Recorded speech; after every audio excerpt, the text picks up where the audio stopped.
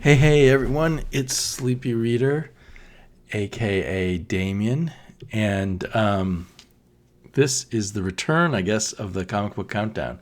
My comic book thoughts, structured as a countdown, numbering, in this case, 9 different comics, with starting with number 9, the one I enjoyed the least, going down to number 1, the one I enjoyed the most.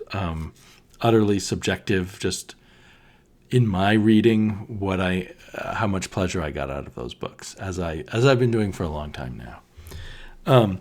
But this time is a little different. Along with it being very late at night, and I'm having a beer.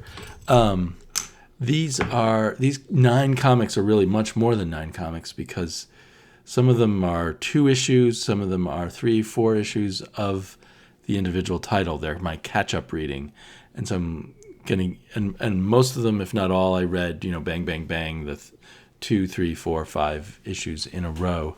So I had a bit of a different experience than I normally do with the floppies. But I'm still going to just sort of rank them in terms of how much I enjoyed them in my super subjective way. It has an interesting beer label. I guess I'm a bit of a sucker for those interesting beer labels. I don't know if it's named Gigantic Brewing Company Shake and Shimmy Juicy IPA tells you anything about it. I was actually looking for a fruit ale when I was at Trader Joe's, and I couldn't find any. As the summer comes on, as the weather gets warm, I like a light fruity ale, as wimpy as that sounds. So anyway, in at number 9, I have to say I enjoyed reading all of these comics, and I might be, just because the comic book industry is on hold, I might be enjoying what comics I have more, even though I've got a lot of comics, so it's not like I'm at a loss for comics.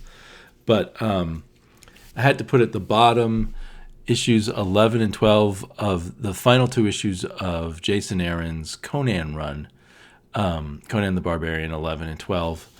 These are pretty old now. There's a new run started up, a Jim Zub run, which I think I've talked about in other videos. But I'd been kind of picking these up on sale, or on a whim on slow weeks, because I had originally, after reading the first issue of this Conan the Barbarian, I made this video, Not My Conan, and I said I wasn't going to pick it up, but I did. And it still comes out as kind of weak for me. I certainly enjoyed reading it, but it was billed, I think, as The Life and Death of Conan. Is that? Yeah, The Life and Death of Conan. And so Aaron has shown us different scenes throughout Conan's life, and then he did die in issue 10, and we see him in a kind of afterlife in issue 11. Big spoilers here, because obviously there's an issue 12, and there's more issues. So what we end up with here is a Deus Ex Machina, and we actually see Crom, I'm going to really spoil it, so if you don't want to see what Crom looks like, look away now. Have we seen Crom in any other comics? It just seems wrong to me to actually see these gods, because I never felt like there are godlike beings that are real, or perhaps they're part magic, part science, or something like that in Conan stories. But somehow I never thought the really big gods like Mithra and Crom were real. But against, Crom's the god who never interferes at all. But of course he does interfere, and he brings Conan back to life. And that bugged me. And there were some cool things. I mean, I didn't mind the visuals of Crom, although I certainly never viewed him like that. I viewed him as kind of a Viking, like Odin or something, but less involved in human affairs. But that's just me. And certainly the art and color had their cool moments. I've never loved this artist, Mohammed Asrar as a Conan artist, but he had some good moments, especially in that Afterlife. The other thing I liked a lot was this demon god-like thing that is part of the plot of the reason to bring to kill Conan is to use his blood to bring this creature back to the world of the living, who will then dominate or control the entire planet, supposedly. And he's kind of cool because he just has all these mouths all over his body. I thought that was cool. So, yeah, I enjoyed it, but it's just not grabbing me in the way that I wish a Conan comic would. I've continued through the very end. The covers by Isad Ribic really sell this comic. And I guess we got Isad's version of Crom on the cover. But, yeah, it'd be great to have just a series of posters of these, or these should be in an Art of Conan comic for sure. And then at number 8, I'm going to put The Terrifics, which, as my shop was about to close up, on a whim, I just grabbed the most recent 3 issues of The Terrifics, partially because I think I liked... Whoops, where is it? I really liked this cover. So, and I'd been following The Terrifics before, and there's a certain Tom Strong quality to it, and I think Tom Strong does show up right at the end here. So these are fun issues. They're kind of all over the place. They have some good moments, some goofy moments. One of the issues, the 25th anniversary, is drawn by one of my current favorite artists, the guy who draws, what's it called? Once and Future, Dan Mora. And it's amazing that Marvel and DC haven't hopped on him before, and why they're putting him on such a minor book as The Terrifics, I don't know, but I'm glad of it. And I think he has another upcoming issue.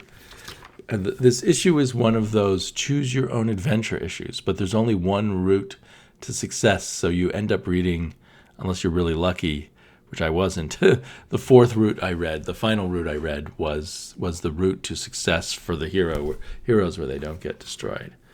And it was kind of fun. I felt the coloring kind of hurt Dan Mora's artwork a little bit. It's not FCO Placencia, but the other Placencia, the colorist. Oh, the great thing about this is all the ads are at the back, which you normally don't get at a DC comic. Yeah, Ivan Placentia. And I think I've liked his coloring elsewhere, but his choices with this Dan Mora art that has such nice line work felt wrong to me. And anyway, it was kind of a clever book, basically just the conceit of the Choose Your Own Venture and how well it was structured, but it wasn't a story that really gripped me. And I'm trying to remember. Each issue I read the first issue I read was the end, I think, of some complicated time travel story, and it was fun enough. I was able to pick up on it and go with it. So it's a fun romp comic, and I think, should I get the opportunity to continue to follow The Terrifics, I think I will. I'm amazed they're still around, and I wonder when DC will cancel them. But it looks like there's some more Dan Mora art, so that definitely have me on it. And Gene Yang is a pretty good writer, and so it's an interesting little corner of the DC universe at the moment. And then I also, artist-based, grabbed these 2 issues of Batman Superman, which are written by Joshua Williamson, the writer of Birthright and of The Flash. But the reason I picked these up, that helped that he was the writer. But the reason I picked these up is because another new kind of favorite writer of mine, artist of mine, Nick Darrington, who did such a great job on Batman Universe, and before that, the most recent Doom Patrol, is now the artist on Batman Superman, and it gives it an entirely different flavor than other DC comics. It's also beautifully colored. This time the colorist made all the right choices, I felt, to strengthen the line work and make it all pop and come alive even better. Who's the colorist here? Dave. Oh, he's known, at least by insiders, I think, as one of the best colorists in the business. Dave McCaig. So very much in my wheelhouse. Art and color was incredible. It's not a bad story, involving Candor and General Zod, but and Ra's al Ghul, one of my favorite villains. But it felt, I don't know, I felt distanced from it emotionally, and I didn't get into it deeply, which is why it ranks only at number 7. But as I said, I enjoyed all of these comics. There was just something extra that didn't click here for me, but still a comic I'd recommend to either fans of Nick Darrington art or of fans of Batman and Superman and their whole mythos, because it definitely plays around with that a lot. And it is a cool conceit that that Candor has been destroyed by Rogolzar. Thank you very much, Brian Michael Bendis. But General Zod realizes, hey, I can bring all the Kandorians back in a Lazarus pit. So we get, I guess, tens of thousands of tiny Kandorians are attacking. They've all, I guess, after you are brought back to life from the Lazarus pit, you are driven insane, and only some people can come back from the insanity that is the Lazarus pit. And I think the story completed basically in these 2 issues. If Darrington comes back, Nick Darrington comes back for future issues, I'm definitely on it. Otherwise, it's probably a comic book that I would pick up when I feel like I don't have enough comic books to read or enough comic books to buy that week. Otherwise, another thing I might do is buy more of these from the cheap bins or what have you. I think Josh Williamson is one of the more solid writers at DC, but I haven't dove back into his Flash work, which I hear so many great things about. I read maybe the first, 5 or 6 issues when Rebirth first started, and I liked them, but it didn't grab me the way his indie book Birthright has.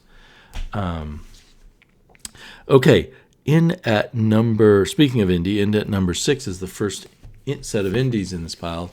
I read Undiscovered Country number 4 and 5, the comic book by Scott Snyder, Charles Soule, and Camuncoli. I always forget his first name. And Giuseppe Camuncoli, and coloring by Matt Wilson. Generally one of my favorite colorists, but somehow the Camuncoli art and the Matt Wilson coloring don't really do a lot for me. There's nothing wrong with it at all. Matt Wilson was also the colorist on that Conan comic, I think. And he also does a pretty good job there, but somehow it's not enough either. So Matt Wilson is definitely one of my favorite colorists, but it doesn't always sell a book to me. The Camuncoli art is probably part of what drags this down for me. He's not a bad artist, but he's just not to my taste for some reason. And I think the story is pretty cool, with this bizarre future America that's is the undiscovered country, been shut down, and all the craziness there. Sort of Mad Max turned up to 12 or something, turned up to 11 in a lot of ways. But there's something, despite all the cool ideas and stuff, I really like this comic, but there's something about it that doesn't put it at the top of my pile. Despite being a big science fiction fan, it just doesn't, I don't buy into it. Maybe the what we're being shown in this version of America is so crazy and over the top. It's hard for when I'm tuned in as a science fiction reader, it's hard for me to completely suspend my disbelief over all the details and such. One example is this weird wall that they force people to climb endlessly. And we've got a guy with only 1 foot climbing it. But I don't even understand how anyone survives climbing it, or how they climb it, how they get a grip on it. Picky, I know, but that's just an example of some of the things that keep me from buying into Undiscovered Country as much as I would like to. I also feel like while you can see that it's cleverly paced with revelations and such by Snyder and Soule, it doesn't have that groove, that click that maybe each individual writer would bring if he were the only one writing the script. If that makes sense, the page-to-page rhythm just isn't quite as there, it seems to me, as it is in the best comics by both those writers. Especially Charles Soule, I always feel like there's a musical quality to the rhythms of his comics that I really like, at least at their best. So that was Undiscovered Country was number 6. In at number 5, so right at the middle, were these 3 issues of Grendel Devil's Odyssey that I read all together. I started liking this book a lot more with these issues than I did with issue 1. And I kind of see what the structure of the story is now. And it's an episodic thing where this Grendel Prime guy who's like part machine, part man or whatever, not very much man anymore, part some other warrior creature, I suppose. But he's going episodically visiting different planets, and we get a little story of what that planet is like.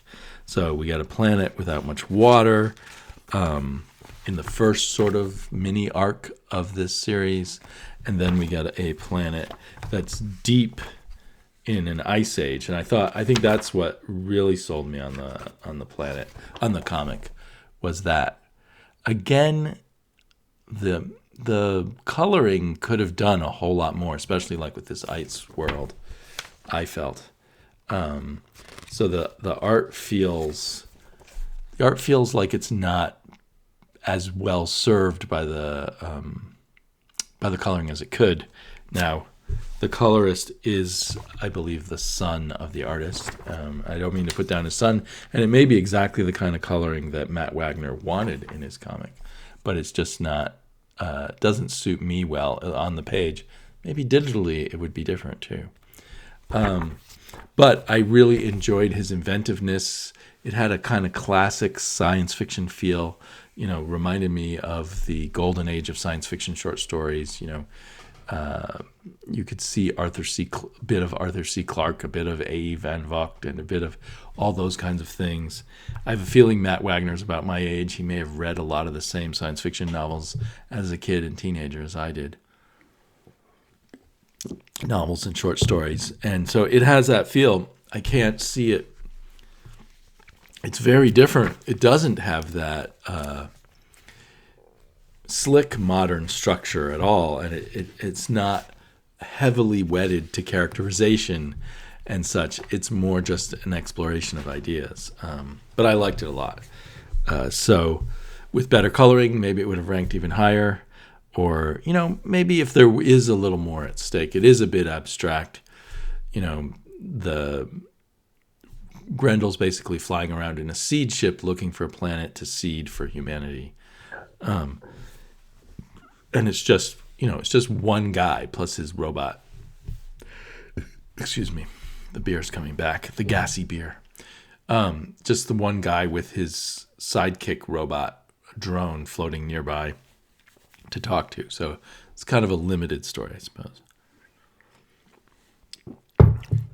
And in at number 4, very high ranking really for a Marvel comic for me, is, although there are Marvel comics like Immortal Hulk that can rank number 1 sometimes, is Dark Agnes. I didn't really expect to like this. This was another sort of, all the shops are closing buy. I just grabbed it. And it took me a while to get into it. It's written by Becky Cloonan, who's an artist I really like, and I've read some comics she's written, and I thought they were pretty good.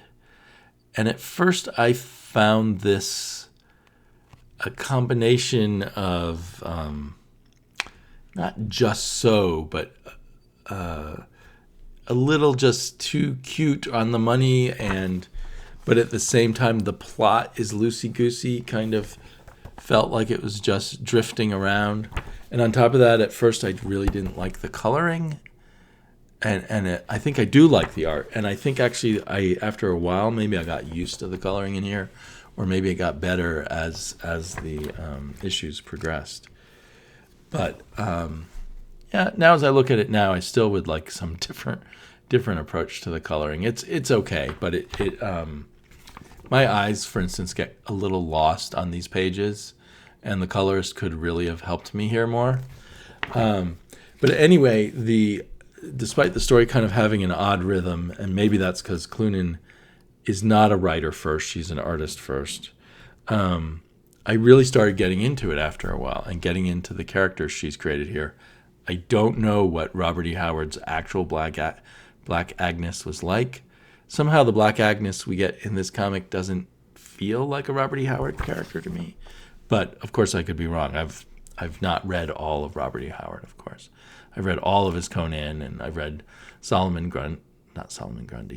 Kane, and I've read King Kull, and I can't remember a few other bits and pieces of Robert E. Howard, all of which, when I say I've read, another me, back in the 70s, read all those books.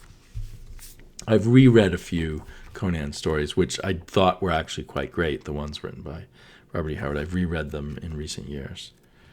So, and then it just, the charm of this story and the fun of it, and even the coloring and the art grew on me with issue 2. So this is now a comic I'm really looking forward to. I hope Marvel doesn't cancel it or it gets lost in the shuffle with all the craziness going on right now with only 2 issues. I don't know if they've said, I'm sure it's a miniseries, but I don't know if they've said what length it's supposed to be. But yeah, it's really looking forward to it now. Kind of weird how they do this large number 1 there. So anyway, that was cool. And then coming in at number 3, and these top 3, actually I would say, starting with Grendel, they even, starting with Batman, Superman. No, I don't know where I can start saying they were really great comics for me, but a lot of these were really great comics for me. Just a lot of pleasure. Maybe not the most brilliant comics of all time. No Alan Moore here. But close in some ways. Another really fun comic is Folklords, which I've been hearing most loudly, Everything Comics, Bullseye Bob, and Comics with Bueller, and other people talk about them. And I somehow just didn't quite believe it, but I just finally went ahead and started picking up issues, and it took me a while to piece together all 5 issues, and then I read them all. And this, if it were based on just the first 4 issues, this would be by far the number 1 comic of this. But the 5th issue, which was kind of the end of the story arc, and I hope not, but it felt like it's possible that this may be, not continued. But I think it will be continued. But this last issue that wraps up the story somewhat and sets up the next story, or the next phase of our character's story, it just didn't hold together as well. And I can't even say what made the first 4 so good, although everything just seemed to happen like it should happen. Like everything was just right, and the characters were just right, and the art was pretty good. I think, again, maybe I would have liked the coloring to be a little less brown, but I really like this artist, Matt Smith. I think he was... what was the name of that? He drew that. There was a comic about medieval knights finding a UFO, and it had the Crusaders and things like that in it. I can't remember what that was called right now, but I think he was the artist in that, and I think maybe I've seen his art somewhere else, but it's really pleasing. But what was really great is the writing by Matt Kindt until issue 5, where it just sort of falls apart. I think I think something went wrong here. Like maybe he had a plan for just doing a 5-issue story, and by the time he got to issue 5, they said, let's make it open-ended, and that threw him off. I don't know. There's so many cool things about it. Like on the back of each issue, we see a map of how much of the world our hero, Ansel, knows about, Ansel's known world. So it gets bigger with each issue. That was really clever. And but then on the final cover, Isla's known world. What's going on there? I need to re-examine that. Anyway, if you stumble across these, I would say pick them up and read them anyway, even though it goes from being a 5-star comic to a 4-star comic because of issue number 5. And if it really is going to be continued, which I think it is, maybe the next arc will just save it all and bring it all back up to being a 5-star series. Another one that I heard people talking about, and at first I wasn't going to pick up just because, I don't know, something when I first heard about it, this kind of horror story where people are turning into trees seemed kind of goofy to me. But then I heard people mentioning that the artist was Phil Hester, who I have loved on other recent comics he's done. And of course, I usually enjoy Jeff Lemire comics anyway. So I went another one where I kind of found different copies, found different issues at different comic book stores, and then maybe I had to get 1 or 2 of these through mail order after everything shut down. But it is a really intense, nightmarish story. Yes, it's sort of about family, but it just reminds me of one of those dreams that sound kind of goofy when you relate them afterwards, after the fact, like to your friends and family. But at the time, it's coherent and nightmarish to an extreme extent. And he managed to take that feeling, or Lemire and Hester managed to take that feeling and put it on the page, and it just becomes more and more intense. It's a very decompressed comic. So even though I've read 6 issues, it feels like maybe 2 or 3 issues worth of actual story. It develops. Oh, there's a nice back cover. It takes its time developing, and they don't fill in all the details. Characters take a really long time to ask each other or answer each other's key important questions that we would normally think people would answer right away. They're really nice packages, though, and I really enjoy reading them. I guess there were 5 issues. I was thinking there were 6 so far. So I'm definitely on this for the full ride now, and loving the art the whole way through. And it's just a crazy thing. It's kind of disturbing. So, and then that was number 2. In at number 1, another one that I learned about from other people on YouTube. Again, actually, I think the first time I heard about it was from Everything Comics Bullseye Bob, and then he and Comics with Bueller talked about it. And that is this series from IDW called The Kill Lock. And I could only guess it's a writer-artist doing everything, I think. He has a letterer. Livio Remondelli. I can only imagine that he is normally an artist in video games or something like that. And he creates an entire universe, a science fictional universe, with many planets and galaxies, or at least a galaxy full of different cultures and stuff. But everybody in this culture is a robot. And as you might have heard elsewhere, there's this concept of the kill lock where these criminal robots are all attached together, and if one of them dies, they'll all die. And so it's intriguing. These robots they don't just have replaceable parts, and they have they can be alcoholics, they can bleed out, they can. It's an odd concept of robots, but still they feel different from just a bunch of biological beings, and it's just a really interesting and unusual read. I wouldn't say it's like the most richest script of all time or anything like that, even though I listed it at number one, but I just got a lot of pleasure of exploring this world a bit, and the unusual art and the unusual concept, the unusual use of robots. We've seen cute robots or killer robots, but have we seen a whole society of robots before? I can't think of one. There were some science fiction novels by Clifford Simak called City, where dogs and robots took over Earth from humans. But that's a far, far cry from this. I can't think of even a science fiction novel that was, a galaxy occupied only by robotic life. So I really wonder where this is going to go and how far it's going to go. It's got to be a limited series, hopefully a maxi series, not a mini one. Hopefully 12 issues or 15 issues, I hope.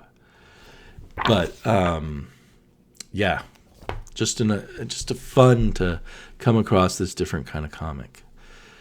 So that's it. That's my number one. I could have sworn I didn't look at the time while I was doing this. I thought, I've talked for about 15 minutes, but no, it's been over a half hour.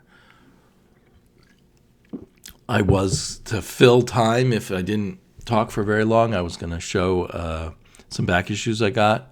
I've been ordering comics from Midtown and Things from Another World, and especially with my Midtown orders, because I'm just ordering a few new comics from them, I'll throw in some back issues, even though their prices may not be the best. But I'll save that for another video. I got a whole stack of Phantom Stranger from Midtown. And I have some more back issues coming my way, so maybe I'll do a larger back issue haul in a week or a few days or what have you. So I will talk to you all soon. Bye-bye.